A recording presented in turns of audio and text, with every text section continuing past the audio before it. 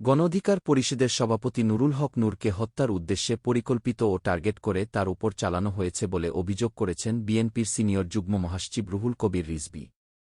রোববার ৩১ আগস্ট দুপুরে Dhaka medical college হাসপাতালের আইসিইউতে ভর্তি নূরকে দেখার পর সাংবাদিকদের সাথে আলাপকালে তিনি এ অভিযোগ করেন। রিজভী বলেন, নূরের ওপর বিভৎস আক্রমণ চালানো হয়েছে। পূর্বপরিকল্পিত ও টার্গেট করে আঘাত করা হয়েছে। উদ্দেশ্য ছিল তাকে হত্যা করা। তার শরীরের আঘাতগুলো সামান্য ডানে বামে লাগলেই অনিবার্য মৃত্যু হতো। এর আগে নূরের ওপর ২২ বার হামলা হয়েছে। বগুড়া থেকে শুরু করে সে যেখানে গিয়েছে সেখানেই ফ্যাসিবাদী সরকারের রোষানলের শিকার হয়েছে। আমরা ঘটনার প্রতিবাদ জানাই এবং সুষ্ঠু তদন্ত দাবি করছি। তিনি আরও বলেন, শুক্রবার নূর কোনো সহিংসতায় অংশ নেয়নি। এরপরও কার্যালয়ে ঢুকে হামলা চালানো হয়েছে। ৫ আগস্টের পরাজিত শক্তি নানা উপায়ে বিস্তার বসানোর চেষ্টা করছে। ঘটনাটির সঙ্গে জি.এম. কাদের জড়িত কিনা জানি না। তবে এরা আজ রাজনীতির কথা বলছে, এটি অবাক করার মতো বিষয়।